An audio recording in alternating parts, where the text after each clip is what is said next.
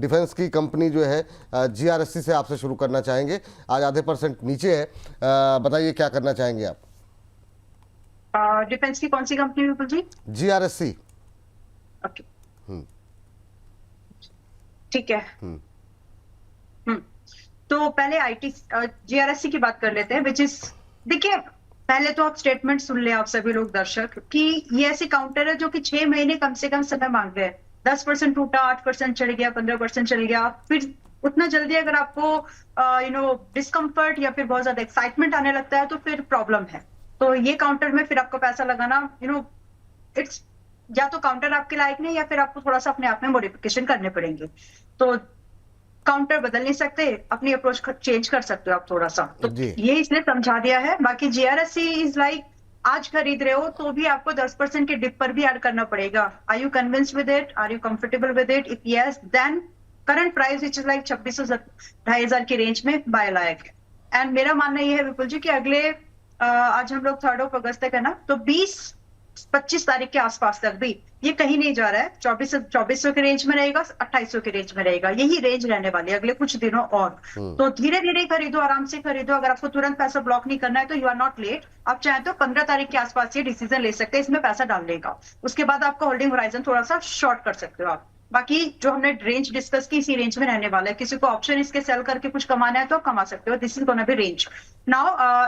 अभी चल रहा है, अभी इतना समझाने के बाद, अब जी यहाँ जी। पे जब आप खरीदारी कर रहे हैं तो 6 महीने के दायरे पर मैं इसको करीब करीब 3200 से 3500 का होते हुए देख पाती हूँ, ठीक। सब्जेक्ट टू कि ये अपना 2300 रुपए का स्टॉप लॉस को मेंटेन कर ले, जी तो जी। आज के भाव पर खरीदारी करके आप जा सकते हैं। चलिए, देन आईटीसी थोड़ा फास्ट रखेंगे मैम आप, ये क्योंकि 10 मिनट बचे हैं टोटल हमारे पास। जी। 288 के पास में चल रहा है। पिछले हफ्ते भी खरीदारी की सजेस्ट की थी, आज भी कर रहे हैं, और ये बहुत बड़ा डिफरेंस आया नहीं है, तो बहुत कुछ खोया नहीं अभी। आप you are on time, late नहीं है। तो करीब आप यहाँ पर स्टॉप लॉस रिवाइज कर लीजिए, पर 265 शुड बी स्टॉप लॉस। जिन्होंने कल पिछले हफ्ते बाय किया वो भी, जो आज बाय करे वो भी। अब यहाँ से जो टारगेट्स बनेंगे आपके, पहला टारगेट होना चाहिए आपका 305, 305, ये भी चेंज किया, ध्यान दीजिएगा। और दूसरा टारगेट आपका 330। ये 2 टारगेट के बाद में इसमें और जगह खुलेगी, लेकिन पहले इनको चेस कर लेते हैं। तो करंट प्राइस पर आईटीसी में अगर आप चाहते हैं 2 महीने के अगले फ्यूचर, यानी अगस्त सितंबर का फ्यूचर भी बाय करना चाहते हो, इट्स अ वाइज आइडिया, तो आप कर सकते हैं ये। और जी जी, बस ठीक है, बस इतना। हाँ। हाँ, प्रदीप सर, जी शिपिंग 4% ऊपर ट्रेड करता हुआ, क्या 1400 के ऊपर क्या करना चाहिए? और दूसरा मरीन डिफेंस का कोचिंग शिपयार्ड, इन दोनों पे आपकी राय क्या होगी सर? जी शिपिंग बिल्कुल जी, इसमें मेरा पॉजिटिव व्यू है अभी। एंड मुझे लगता है कि जिस तरीके का सिचुएशन यहाँ पे है, एंड मुझे लगता है कि बने रहना चाहिए। 1650 1650 का टारगेट यहाँ पे शॉर्ट टाइम आते हुए दिखाई देंगे। और sir, due to some compliance मैं सेकंड स्टॉक पे बात नहीं करूंगा। अच्छा, सेकंड स्टॉक पे मझगांव पे आप बात नहीं कर, उस पे कोचिंग पे बात नहीं मरीन कर पे सकते? मझगांव पे नहीं, कर मरीन, सकते हैं सर? हाँ, कोचिन पे कर सकते हैं। कोचिन पे बिल्कुल जी हमारा पॉजिटिव व्यू है, और अच्छा खासा बाइंग जोन भी था, अभी भी बाइंग जोन पे है। Against it will take some time, आपको 1750 एंड 2000 तक भी ये मूव आते हुए दिखाई देंगे। बाकी 6-8 महीने का टाइम मिनिमम आपको देना पड़ेगा ओवरऑल स्पेस को लेके। चलिए, 6-8 महीने का टाइम देना पड़ेगा सर। आपके हिस्से 2 कंपनियां जा रही हैं, एक तो ट्रेंडिंग स्टॉक्स में है जो कि नाहर स्पिनिंग है, ज़रा उसके लेवल्स देखिए। और दूसरा, जैसा मझगांव पे बात नहीं कर पाए प्रदीप सर, तो मैं चाहूँगा कि आप उसके लेवल्स बता दें। काफ़ी लोग मरीन डिफेंस में जो है इस समय हैं, तो उनको क्या करना चाहिए, और जो लोग नया खरीदना चाह रहे हैं क्या उनके लिए गुंजाइश है? बिल्कुल जी, ये मेरे लिए। हाँ सर, आप ही के लिए सर। जी। सर, पहले बात करते हैं नाहर स्पिनिंग मिल्स की। तो एक अच्छा ब्रेकआउट है, अच्छा कंसोलिडेशन, सेटअप स्ट्रक्चर पॉजिटिव। तो डेफिनेटली होल्ड करें जिनके पास है। फ्रेश खरीदारी भी स्टॉक में की जा सकती है। 301 रुपए के आसपास स्टॉक अभी करंटली ट्रेड कर रहा है। एक इम्पॉर्टेंट एरिया ऑफ पिवट था 300 रुपए का, तो उसके ऊपर अभी फिलहाल निकलने की कोशिश हो रही है। थोड़ा सा बुल्स और बियर्स के बीच में थोड़ा सा यहाँ पर कशमकश है, लेकिन आई थिंक यहाँ पर ब्रेकआउट के अच्छा खासा पोटेंशियल है। एक बार ये 300-310 का जोन विपुल जी अगर ये स्टॉक निकाल पाता है, तो मुझे लगता है कि स्ट्रक्चरली ये स्टॉक 365-370 जाने के लिए तैयार है। तो मुझे लगता है कि बिल्कुल अगर इसमें कोई गिरावट मिलती भी है 290-295 तक, तो पोजीशन को ऐड करें, होल्ड करें, और यहाँ पर एक अच्छा ब्रेकआउट अभी मेच्योर होता हुआ नजर आ सकता है। अभी अभी खरीदना तो नहीं है ना सर? खरीदा जा सकता है पार्ट पोजीशन, और पार्ट पोजीशन थोड़ा सा डिप पर ऐड की जा सकती है। चलिए ठीक है, नाहर स्पिनिंग पे रखे नज़र जो है सर। मझगांव अभी आपके लिए ड्रॉप कर रहे हैं, जरा आप फटाफट पहले जरा सोनाटा पे नज़र डाल लीजिए सर। ये भी एक अच्छा मोमेंटम अभी दिखाता हुआ दिखाई दे रहा है। सोनाटा क्या करंट लेवल पे बाय कर किया जा सकता है? 4% की तेजी, 335 का लेवल देखने को जो मिल रहा है।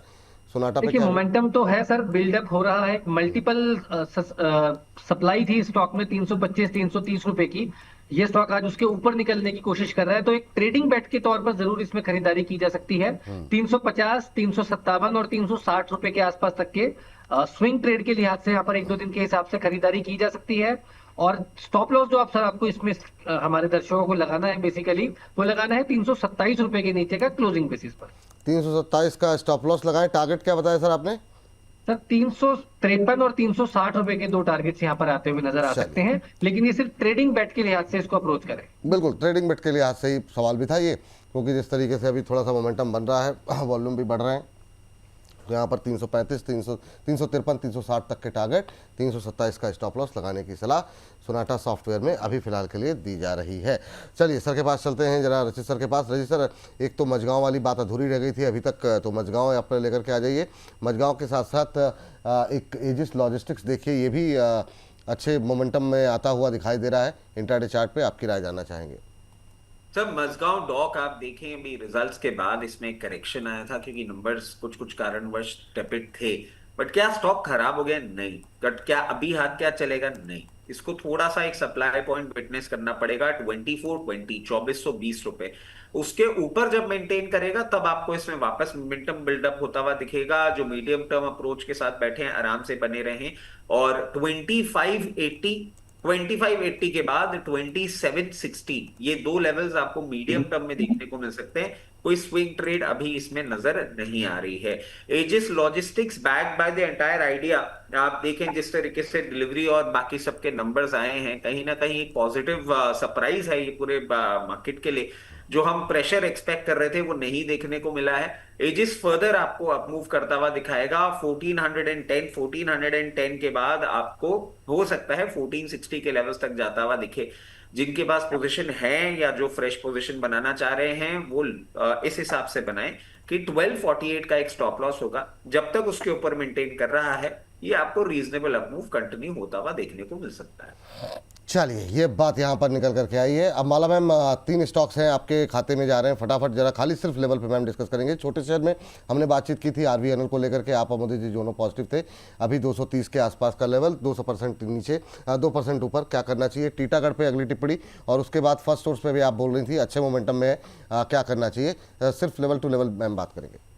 मुझे RVNL समझ में आ गया, टीटागढ़ समझ में आ गया, थर्ड कौन सा था? First source ma'am. FSL, okay ठीक है। उसमें एनीवेज RVNL आपकी स्क्रीन पर है, तो अभी 230 के पास पे चल रहा है, लेट नहीं है। जो लोग सोच रहे हैं क्या करें, 222 पर बाय सजेस्ट ऑलरेडी कर दिया है, अभी भी बाय ही है। कन्विक्शन चाहिए, थोड़ा सा रिस्क मैनेज करो। 230 के पास खरीद के जा सकते हो आप लोग। पहला टारगेट चाहे तो आप लोग अगर स्विंग ट्रेड करे तो सिर्फ 260 के आसपास, 2-3 पॉइंट ऊपर नीचे 260 के पास बुक कर सकते हो, क्योंकि स्टॉप लॉस आपका यहाँ से रिवाइज हो गया 200 पर। लेकिन इसके बाद जो अगला टारगेट है वो सीधा 315 का है, तो मेरे हिसाब से तो आपको होल्ड करके चलना चाहिए। नई तरीके से इसमें एक अपसाइड मूवमेंट आपको बनते हुए दिख सकती है। अगर आपकी बाइंग 300 रुपए के ऊपर की है, कोशिश करिए ऐड कर सके सब कुछ भी यहाँ पर।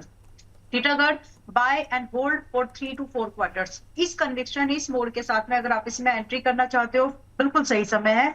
850 के आसपास चल रहा है समथिंग। यहाँ पर स्टॉप लॉस अभी क्लोजिंग बेस पर 740 का रखना। इस बीच में ऊपर नीचे अगर प्राइस करता है तो डरो मत, सीधा बाय एंड कुछ क्वार्टर्स के हिसाब से होल्ड करके जाइए। एक ही टारगेट चेज करो, बीच में बिल्कुल डिस्टर्बेंस नहीं रखना। 1400 रुपए का पहला टारगेट, जब तक ये ना आ जाए तब तक पोजीशन छोड़िएगा मत। और हाई कन्विक्शन, मतलब आप इसको पोर्टफोलियो में आराम से रख सकते हो।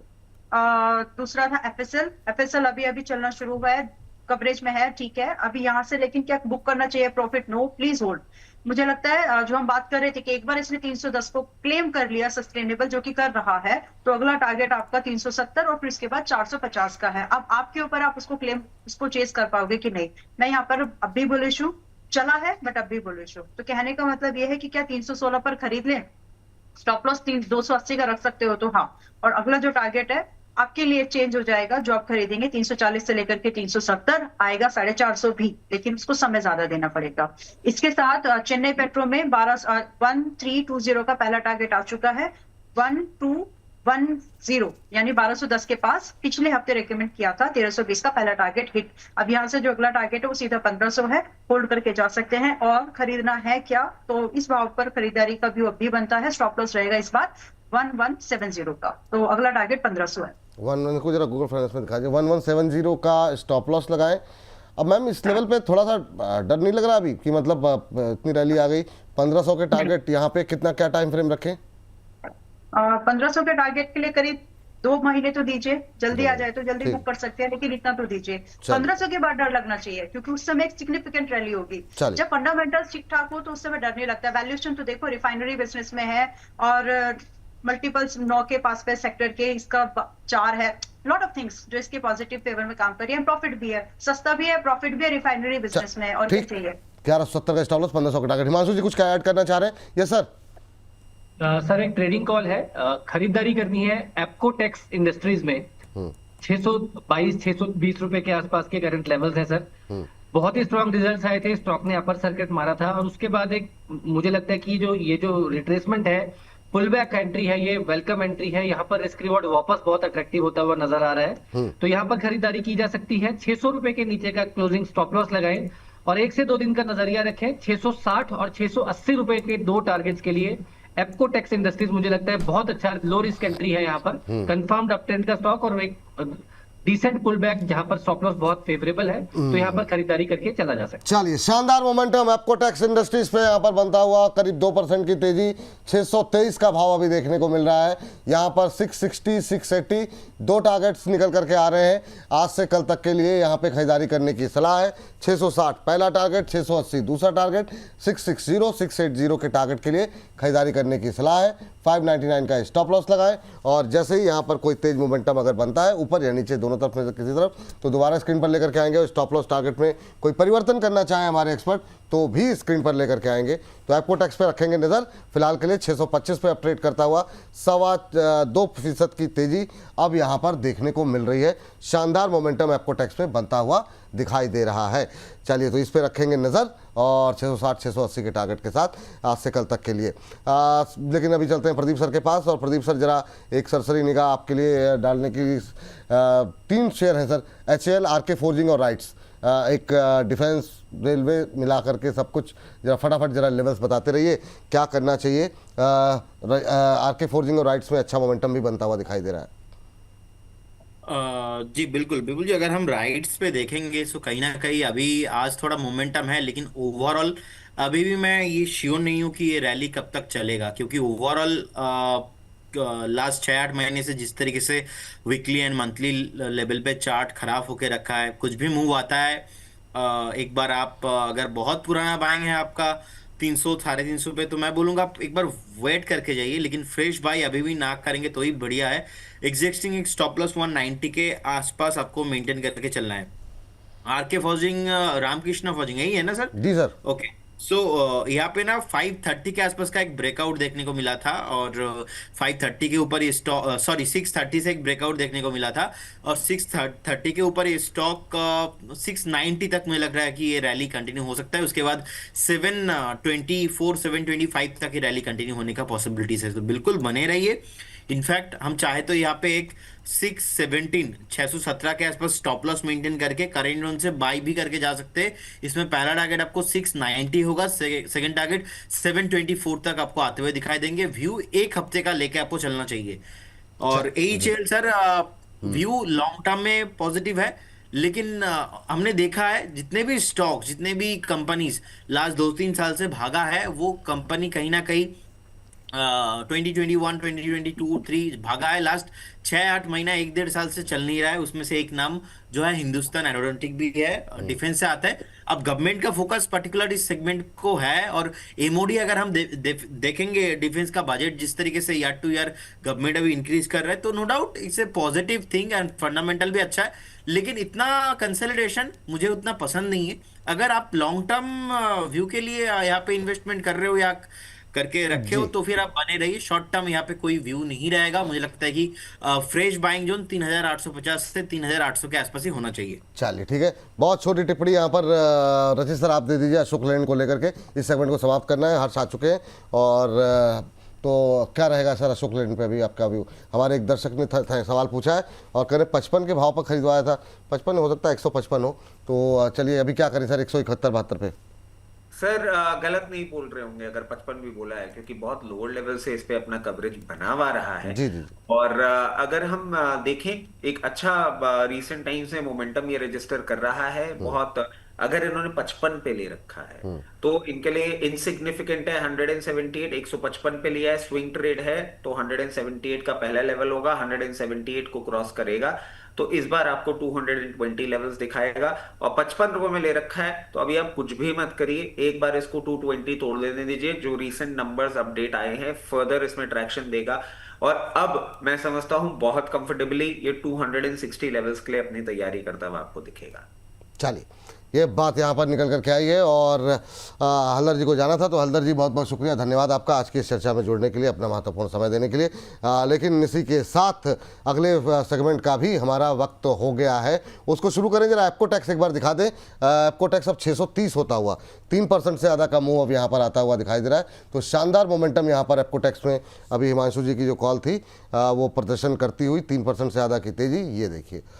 हाँ 660 680 दो टारगेट यहाँ पर निकल करके आए हैं और 23 पे था, 7 रुपये का मोमेंटम यहाँ पर आ चुका है। तो नज़र बना करके चलते हैं यहाँ पर।